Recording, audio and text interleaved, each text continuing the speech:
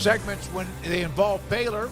Also brought to you by Richard Carr Buick GMC Cadillac. People you can count on Loop 340 Imperial Drive in Waco. Seth Russell, a great player at Baylor, a part of Baylor Athletics pregame show.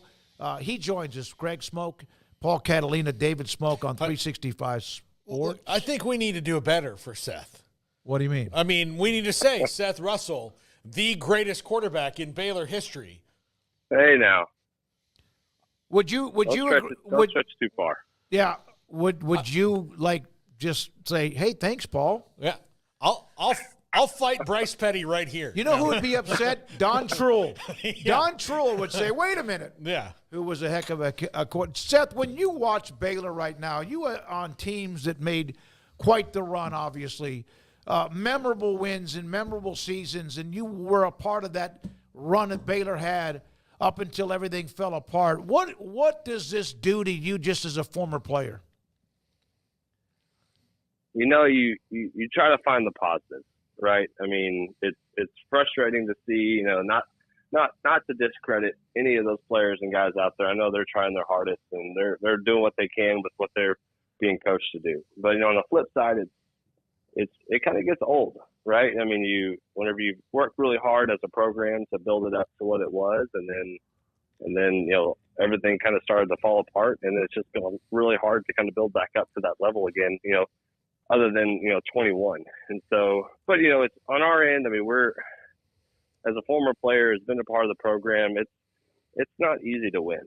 It is extremely hard, and I was fortunate enough to be a part of a program that was about winning, right? And we won consistently. And I think watching the past, 5, 6, 7, 8 years of ups and downs, there just hasn't really been any consistency on the winning side. So when you don't really know what winning feels like, it's hard to know how to shoot for it. And so, I know these guys are doing their best. They're trying the hardest. And it's just the outcomes just haven't been what we've expected from a Baylor, from a Baylor fan base who is used to winning and scoring a lot of points and doing all that on a more fun level. Seth, this team, if you go back, Colorado game was the kind of place where it really got exposed. They've got guys, and look, Shadur Sanders, Travis Hunter, all those guys, but even LeJontay Wester and other players are huge. They, in the moment, know it's time to make a play, and they go do it. In that same game, Baylor, given those same opportunities, did make those plays. Is that something you have, or is it something you can learn? A little bit of both. To be put in those positions, those have to be, if you don't know how to work in those certain circumstances, or you've never been in that type of circumstance, then how do you react? Right? It's kind of you do it, you learn it by doing it. And so, whether that's, not performing, in practice, or preparing for it, practice, on a daily basis. I mean, we didn't do a whole lot of back in my day, we didn't do a whole lot of Hail Mary setups or anything like that, but at least we were ingrained to do it at least maybe once or twice, maybe 3 times, in the preseason, just throughout the week. And so,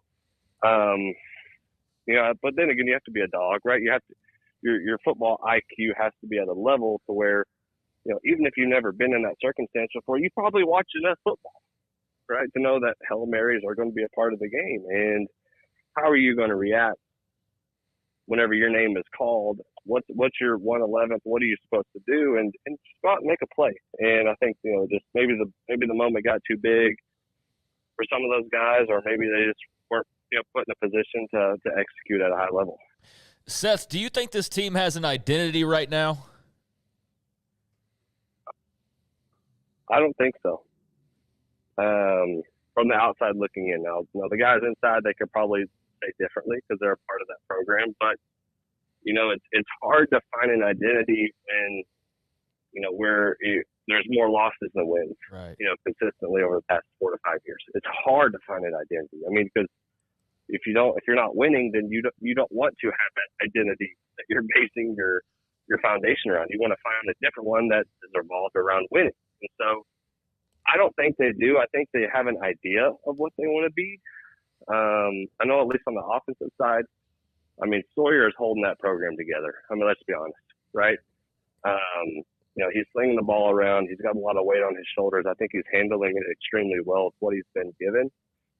Our run game has just been non-existent the past couple of weeks. I think our leading rusher averages 2.6 yards a carry in conference play, which is not great. And so, the identity, I don't think they have one just yet. You had, and there was a run where you had large, as Steve Sarkisian now says, as Texas is building, large human beings in front of you, whether they were junior college players that transferred or guys that just marinated for a year or two, but you had some absolute dudes in front of you on the offensive line. I don't see anything. There's guys with bodies that are big, et cetera, but do you see any dudes on the offensive line for Baylor? Comparatively to when I played, no. But then again, it's a different style of football, right? I mean, our style was, you're going to smash you in the mouth, and we're gonna get. All of this is developed in the off season, right? Whether you're big, small. You look at some of those guys that came in, from freshman year. Looking back, I guess it would have been technically sophomore year, like Pat Colbert, for example. He came in weighing a $180, $190, right? He was not. Yep. Soaking wet, but he worked, he busted his tail. The program put him into the upper 200s, right? Maybe even close to 3, to where, he developed into his body. And so, it's, I think just the development, whether that's off season, whatever it is, that's what's going to set you up for the type of play that you want. Now, granted, with Spav coming in this year, maybe the off-season regime is not set to what he's expected, right? And I think that can be set up after year 2 if we get there. And so, I don't see. I know I know they're wanting to be some dogs up front. I know they're wanting to get grimy, but let's just, not play dirty, but let's play, aggressive. Let's not get pushed around. Let's really do, and maybe that's a scheme, right? I don't know. I'm trying to put the pieces together just like you guys are. And so, to answer your question, no, I don't see any comparatively to whenever I played. Do you think that the coaching staff has done a better job this year of putting them in positions to win? I think so. And you see that just from the style of play, right? And when you had Grimes in here last year, it was like watching paint dry. To be honest, it was not something exciting to watch. At least now, hey, they're throwing the ball down the field, right? They're letting Sawyer do what he does. Even when Shapen was here, he could sling it, but he was only able to do it whenever he had to. Not just, it wasn't built into the offense. And so, I like the trajectory. Now, I know there's a lot of, emotions tied into this season, right? With, a lot of stakes that, a lot of things on, in the forefront, a lot of people on the hot seat right now. And I think it's, you're seeing a different side, I think, of Aranda, just being on the defense. He's trying to bring out some emotion, even though he's said in the past he is not that type of guy. And so he's really trying to do something different, which I think is helping the defense and helping the team at least see some fight, because we didn't see that last year, right? And so I think just all around, I'm trying to be as optimistic as possible, but we have to be realistic as well. Yeah, eventually you have to have results, and it's crazy because if you want to be optimistic, it's like one play in the Colorado game and you win that. Like, make a field goal, catch a pass, and they win that game. And there's been 2 or 3 games where it's like just a single play, a single deep ball that's just a little bit off, and they win that game against BYU after a crazy comeback. It's that close, but that's also what makes it so incredibly frustrating. Sawyer Robertson, I think as a collective, weren't anticipating him being the guy, throughout the season maybe, and he basically has been. DeQuan Finn got hurt pretty much right out of the gates, and it's been Sawyer since then, really. What have been your thoughts on what you've seen from him? He seems to kind of be how he goes. The rest of the offense and the rest of the team almost seems to go. Yeah, I've been happy with him. I said this a couple of weeks, I think, on the pregame show where, we haven't seen like Sawyer's full potential, right? Because I think that his defense, I mean, it's a new system. Everybody's trying to understand it. And I think, with what Spav wants to do with this offense, he's got to have some guys to take the top off the defense. And he just doesn't have that. I mean, Baldwin, you can argue, does, but I mean, he shows up once every 4 games, and it's just, it's something that you need consistency. I mean, you got Hal Presley out there, you got Cameron. I mean, you got all these guys that I think are good possession receivers, right? They're not somebody that have 3 or 4 or 5 different gears like you did with like Corey Coleman and Kendall Wright and Katie Cannon and those guys that you put it out there. Yeah, they're coming down with it, right? And I mean, you think you're going to overthrow it by 15 yards, but they're going to find a way to get to it. And we just don't have those guys. And I think that really handcuffs what I think Sawyer's potential is with this offense, because he can swing it. He's shown that he's got the arm strength to really put the ball wherever he wants on the field, and it goes from feeling free to let it rip down the field to where you have to put it on a receiver, that may not be able to stretch the field. That's what gets really difficult from a quarterback standpoint. But at least he's learning his receivers and what he can and can't do, stretching the ball down the field. Yeah, you can't do this, but if you put Corey Coleman, Katie Cannon, oh my goodness, Godley, among others, out there, and had I mean, it would, but they're not there. You can't do it unless you're playing Antoine Goodley, out there as well. 2013 and 14, you were a part of those Big 12 championship teams. They're being honored finally in November. There was a reason they had to wait, but they're going to be honored. We've had a few of them on. Bryce Petty, of course, and you know him. Ahmad Dixon.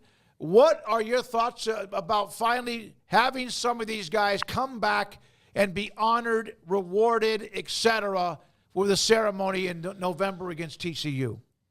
Yeah, it's about dang time.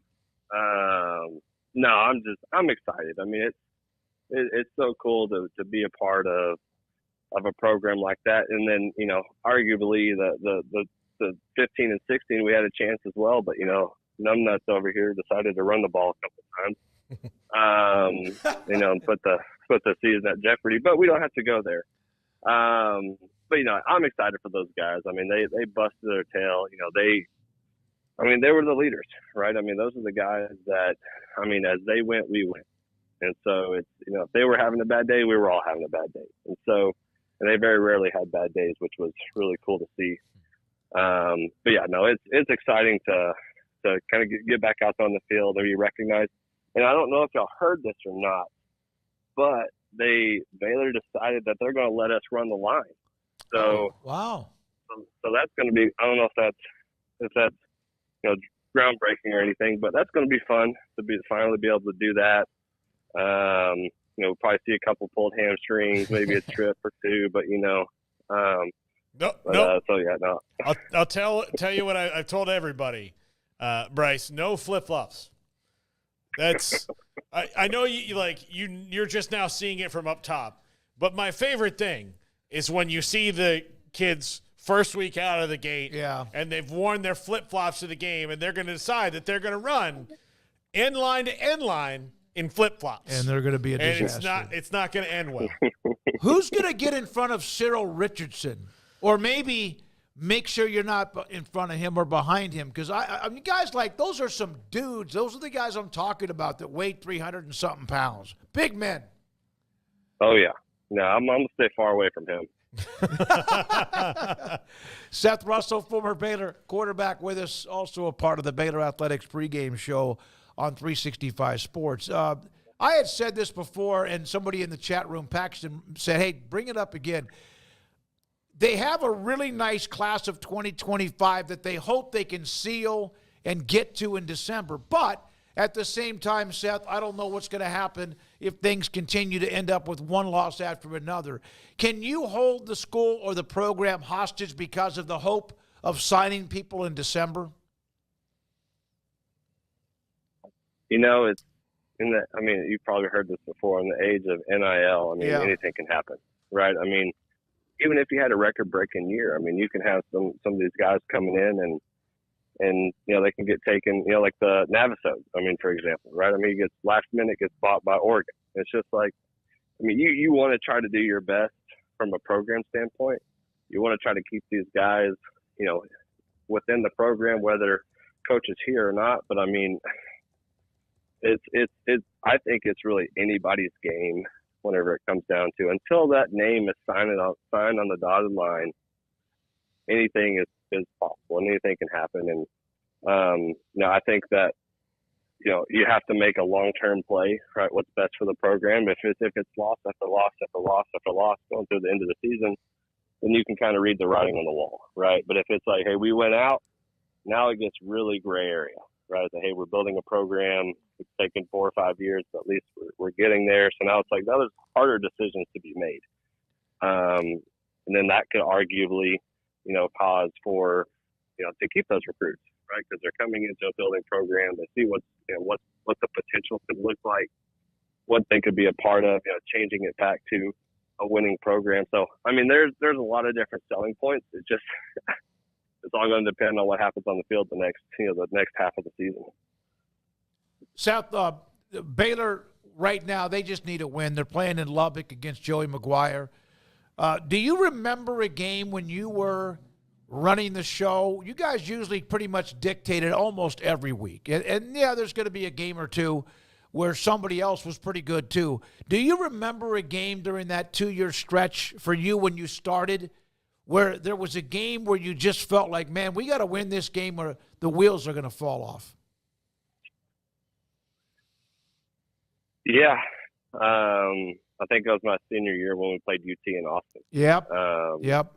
That was, I mean, y'all can probably remember it, pretty vividly. That's when all the, another article came out, right? Another thing, just one after another. And I mean, I remember vividly, after that game, I mean, I don't think I played harder in any other game than that one. And we still came up short. And so, which, was completely defeating for the program. And it just, one after another. And then it just kind of started that domino effect. Because I think the next week was, I can't remember the next week. I think it was Oklahoma, or Oklahoma was coming up, and then I break my ankle, and then it just kind of started to unravel from there. But I would say, yeah, the UT game in 16 was kind of that game that we had to win to continue forward, and we just weren't able to pull it off.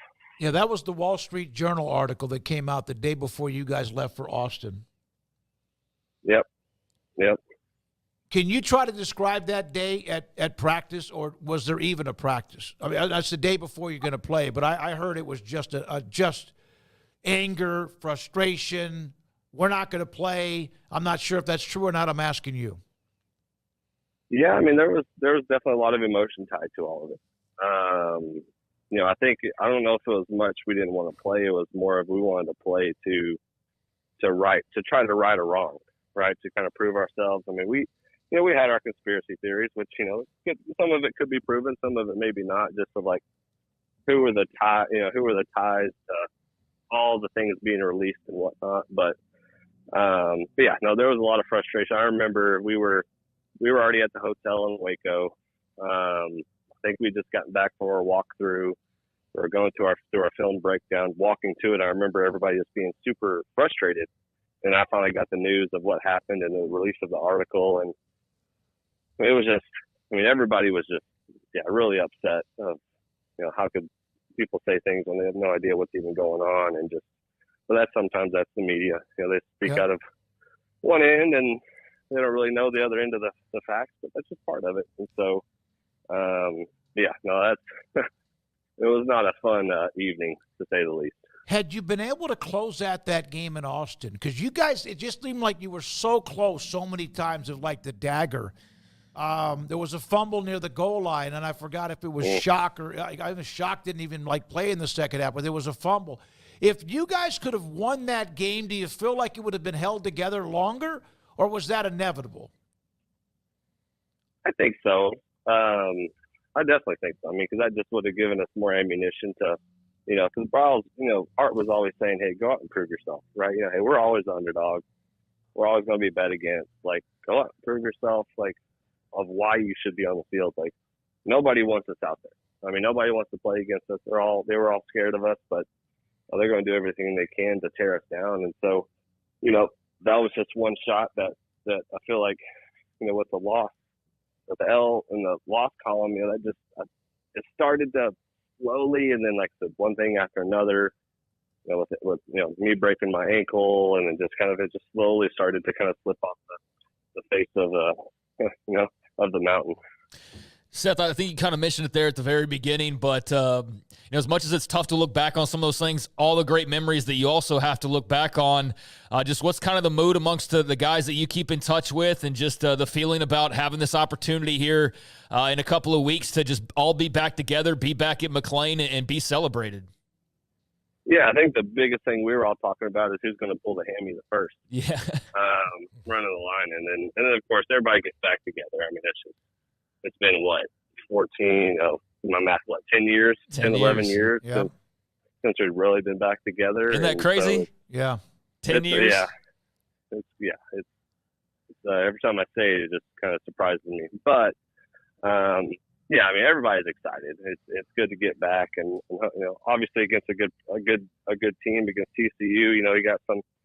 It's cool to kind of, inadvertently, support, Kendall and Buckles and Kaz and those guys who are going by the TCU sideline, and still kind of include them in on the without actually including them, which was kind of a part of the design as well, which we're really excited about. So because they were a big part of the winning program and tradition at Baylor, and so we're all pumped, man. We're just it's finally here, and hopefully we can leave McLean Stadium happy with a win. And I don't know if you broke the news with the line or not, but I just want to be clear. So we are going to break the news that the 13 and 14 teams, when they're honored on November the 1st against TCU, you guys will be running the Baylor line. That's what you said, right?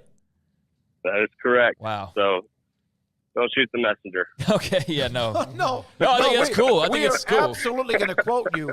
Seth Russell. Yeah. Sure. Hey, go ahead. And Seth Russell said he's going to beat Corey Coleman Yes. in the race. Yes. That's the other thing Coleman, he said. Goodley, all yeah. those guys. Katie Cannon. Yeah. Tevin Reese. I have to. I did say that. I did Yes. say that. Yeah. Oh, and I'm telling you what, that would have been. Those were the days, right? I have to ask you, because we brought up the anniversary against TCU, the celebration. What were your thoughts for a guy that Baylor football hated in Gary Patterson being at Baylor practicing during the spring? Oh shoot, I think it's just college rivalry, right? I mean, anywhere you go, if you have an opposing team that is a rival, I mean, you're not going to like them. Whether it's if you had Jesus over there, I mean, you probably wouldn't like him. I mean, let's just be honest. And so, but I mean, it's, but I think, Gary, I haven't met him. I mean, I met him a couple times, just like at like media days and things like that. But I never met him whenever he was like on staff at Baylor. But I mean, I heard nothing but good things. I mean, there's a reason why he was a phenomenal defense. He's a phenomenally defensive-minded coach. I mean, that is his MO, and he always gave us trouble when we played them. And so I think it was smart for Aranda to bring him in, at least to be a consultant at whatever level he was, just to kind of help bring an edge to that defense, because that's what they needed, right? They needed some outside input, some guys who were really, really smart on the defensive side, and he falls in one of the best defensive coaches, I think, in Big 12, history. So I mean, I have no ill will towards him. I mean, he's never done anything to me. I think just from the the Baylor TCU rivalry, you just have a natural, I wouldn't say hate, but a unlikeness for somebody who's not a part of your private school program. That's why you're classy as you could be, man. Appreciate it. Really appreciate the insight and some of your feelings towards so much that's going on this year, but also later in the year and also during your great run. There's always a little bit of what could have been, but I know that you're very, very deep with your faith, and I don't know if you even go there. Do you? I mean, every once in a while, I think it's natural, humanly, to go back and look at the what if. But I mean, I take it as like, I go back and look at the what if, but then I'm like, wow, like how blessed am I, right? With where I'm at in life. Like if those things hadn't happened, where would I be, right? Would I have a wife? Would I have amazing family? Would I have two kids that are extremely healthy and like we're thriving? And so, You know, it's never like what if in a negative way. It's just like, that would have been cool, but life would have been completely different, right? And Lord had a different plan for me, and this is where He's led me. And I mean, I'm never going to go against that. I'll never forget when you proposed on top of the bridge, right? The Humphrey Bridge. That was awesome. That was awesome. Yep. Thank you very much, Seth. Appreciate your time. Loved watching you play. Appreciate your opinion, input, and also knowledge. Seth Russell,